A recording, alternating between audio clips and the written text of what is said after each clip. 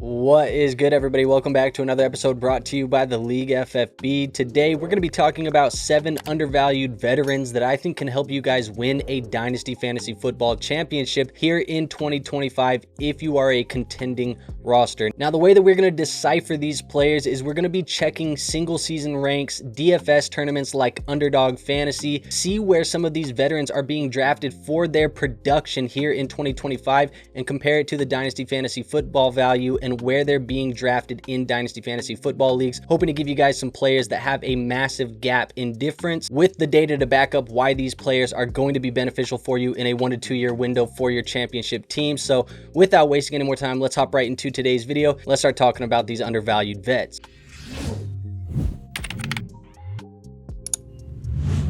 All right, so the first player that I want to talk about in today's video is going to be Christian McCaffrey, running back for the San Francisco 49ers. Currently over on Keep Trade Cut, he has a dynasty ranking of running back 19. His underdog ranking and where he's being drafted in these high stakes tournaments is the running back 5 overall. And that's a total difference of 14 spots in that running back ranking. Now, there is no doubt that when healthy, McCaffrey remains one of the most dominant forces in fantasy football. He averages 21 opportunities and 115 total yards per game over his 2.5 seasons with the San Francisco 49ers. And he's under contract for 3 more years in a stable, high scoring offense projected for double-digit wins, making him a rare bell cow tied to an elite fantasy football environment. Now, despite playing in just 4 games in 2024, he still carries massive weekly upside and should bounce back into top 5 production in 2025 with a clean bill of health. And players with McCaffrey's skill set, usage, and work ethic don't follow traditional aging curves, making that age cliff argument a little bit less relevant in this case, especially if you're a contending roster only looking for short-term production. Of course, his dynasty value has dipped significantly due to the injury concerns stemming from last year's Achilles tendonitis. Still, I'm not too worried about that because his teammate George Kittle got similar treatment in the stem cell treatment on a similar injury, and it hasn't really bothered him since, so that is good news for potentially Christian McCaffrey. And that said, I do think contenders looking for a running back difference maker here in 2025 can look at Christian McCaffrey in this buy low window and make a swing for the fences, hopefully bringing home that trophy for you in 2025 as Christian McCaffrey bounces back from that injury and hopefully gets back to that RB1 production. Now, the second player that you should be buying, it is going to be Travis Kelce, the tight end for the Kansas City Chiefs. His tight end ranking over on Keep Trade Cut is the tight end 18, but he's being drafted as a top 6 tight end over in underdog tournaments. That's a total difference of about 12 spots, and Kelce's tight end 6 finish in 2024 was considered a down year, yet he still extended his streak to 10 straight seasons, finishing as the tight end 8 or better,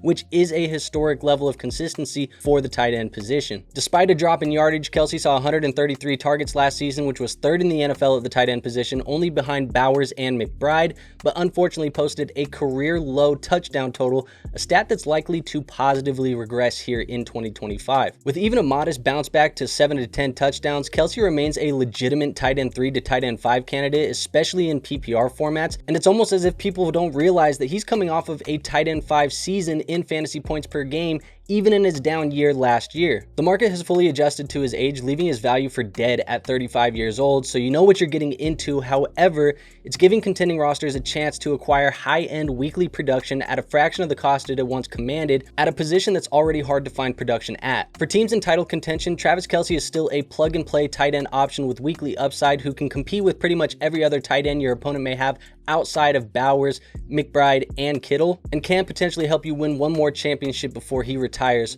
from his NFL career. Now, my next player is going to be at the quarterback position. Let's talk Baker Mayfield of the Tampa Bay Buccaneers. His KTC ranking is the quarterback 18 right now, and he's being drafted on Underdog as the QB 7 in 2025. The total difference that you're seeing here is about 11 spots, and Mayfield posted over 4,500 passing yards and 41 total touchdowns in 2024 with 8 top 5 weekly fantasy finishes, which is more than any other quarterback in the NFL. That performance helped him join some elite company with Brady, Breeze, Manning, and Mahomes as just the 5th quarterback since 2000 to post a touchdown rate above 7% on 570 plus passing attempts. However, he didn't only do it with his arm, he also added nearly 400 rushing yards in 2024, quietly offering a strong weekly fantasy floor with his legs in the scramble game as well. He's entering his age 30 season, which is probably why he's not being ranked higher in dynasty rankings at the moment, because after 30, you slowly trend down in value year in and year out, but he's tied to a franchise that is committed to surrounding him with high-end pass-catching rushing talent, offering strong fantasy stability. So like I said, despite having the production, his fantasy value still lags way behind the elite fantasy football quarterbacks, making him a very reliable and a very affordable option for championship teams looking to get some quarterback play to help them make a run at a championship. Let's move on to my next player. My next player is going to be Engram, tight end for the Denver Broncos. His KTC ranking right now is the tight end 16, and he's being drafted on Underdog as the tight end 9, which gives you about a 7-spot difference between the ranks. And after a 114 catch season in 2023, Engram's 2024 dip in production was largely injury related, missing significant time with a hamstring issue that impacted his typical volume-based role there in Jacksonville. However, he was deemed one of the biggest winners of free agency this year, and he has moved on and entered a potentially fantasy-friendly situation in Denver under Sean Payton, where the depth chart behind Courtland Sutton is wide open, and the door is open for Engram to become a key short area option. Engram's skill set fits the mold of the Joker tight end that Payton has favored in the past, a versatile matchup-based weapon who can rack up receptions in the right scheme,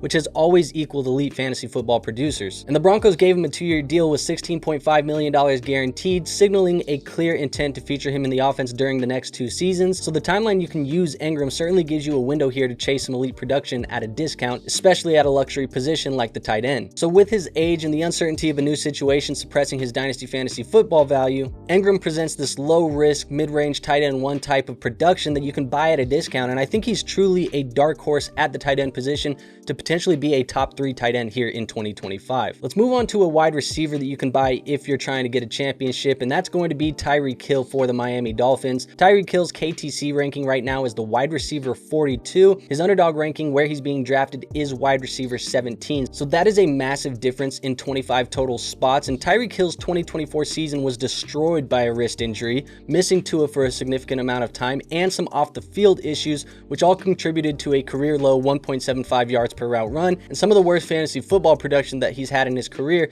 finishing with just 12.8 fantasy points per game, which was good for the wide receiver 33 from a points per game standpoint. However, despite the down year for Hill, he still showed flashes of his elite ability and could bounce back if healthy and with some stable quarterback play from Tua in 2025. And his dynasty value has dropped considerably, some of it due to his age being 31 years old, and some of it due to the uncertainty with Tyreek trade rumors floating around for the last 6 months. But it's allowing savvy contenders to acquire a player who still has wide receiver 1 potential when things click. And if you believe 2024 was more of an outlier than a trend, there is a very strong case to make to buy Hill at an all-time low before he sees some possible resurgence with a better fantasy football environment in Miami in 2025, or maybe somewhere else even if he does get traded. Plus, even in a down year, Hill commands defensive attention and remains one of the few wide receivers capable of winning you weeks single-handedly, which can be proven to be especially beneficial as you're making that playoff push in those playoffs. Hopefully you have a guy like Tyreek Hill on the roster, because he truly can break a week and win you a matchup, and that's all you need to be a contender and to win that championship. Let's go on to another quarterback. Another quarterback I think you should buy is Kyler Murray, quarterback for the Arizona Cardinals. His KTC ranking right now is the quarterback 17. He's being drafted on Underdog as the quarterback 8. That's a 9-spot difference. And despite the inconsistencies in 2024, Murray posted the highest scramble rate at 6.5% since his elite QB2 finish in 2020, signaling the rushing upside that gives him week winning potential. And offensive coordinator Drew Petzing has mentioned how he wants to lean into that even more here in 2025. His ability to create in-play action and even over the middle of the field remains a strength, and improved chemistry with Marvin Harrison Jr. plus a potential year 2 breakout from Harrison could unlock a much higher ceiling for Kyler Murray as well. He's still just 27 and under contract through at least 2027, meaning Murray offers rare long-term job security at the quarterback position and still has at least 2 to 3 years of his fantasy football prime in him. And the dynasty community has cooled off on Murray in favor of younger names, creating a market inefficiency for a dual threat quarterback with top 5 upside if things align, and a QB who still, despite disappointing in 2024, provided us top 12 quarterback fantasy points per game production. As a current value, currently being ranked as a quarterback 2 in Dynasty, he's a strong target for teams looking to add elite production without paying elite prices, and still possesses top 5 weekly upside alone just from the rushing upside. Now let's move on to my final player. I do have another wide receiver. It's going to be Mike Evans of the Tampa Bay Buccaneers. He's currently valued on Keep Trade Cut as the wide receiver 38, being drafted in those Underdog drafts as a top 20 wide receiver with an 18-spot total difference between between those rankings. Evans continued to do what Evans does best, posting his 11th consecutive 1,000-yard season in 2024, continuing one of the most consistent stretches in fantasy history. His efficiency remains elite, averaging 2.33 and 2.52 yards per route run over the past 2 seasons, and both of those numbers place him among the league's best wide receivers. Despite turning 32, Evans is still a high-end contributor with realistic expectations of 1,000 yards and 8 to 10 touchdowns in 2025, especially if you continue to believe in Baker Mayfield like we talked about earlier in the video, plus believe that Tampa Bay will continue to feature him while Godwin recovers from his injury and they work in the younger guys like Emeka Egbuka and Jalen McMillan. Plus, right now, his dynasty trade market is extremely soft due to those age concerns, giving contenders a chance to acquire reliable weekly production at a very steep discount. Unfortunately, he may be in the year in and year out type of phase of his career right now for fantasy football teams, and that's probably why he's only valuable to those contending rosters that are looking to make a push at a championship here in 2025 or maybe 2026. But with his current role and the production that he's been giving us over the last decade, I do think Mike Evans is a plug-and-play wide receiver 2 who still possesses that wide receiver 1 upside from a week-to-week basis. So there you have it, folks. That is 7 players that I believe are going to be able to help you win a championship here in 2025 if you are a contending team, if you need some undervalued veterans to go in and help you make that overall push, and who data supports in these high-stakes tournaments over on Underdog that are being drafted very highly, where people think that these players are still going to produce despite some of the age concerns. So make sure you guys go get those guys if you're trying to win a championship. Also, make sure you guys are subscribed to this channel if you like this type of content, if you want more of it. If you like today's video, you found something informative, actionable, entertaining, any of the 3, or something else involved as well, make sure you go hit the like button. And last but not least, make sure you go join our free Discord. We do have a free Discord linked in the description, helping you guys with your fantasy football teams 24/7, 365. So make sure you go join that. Like I said, it's free to join. There is no risk in doing that. And with all of that out of the way, I have nothing else for you guys today. I will see you on our next episode. But until then, peace out.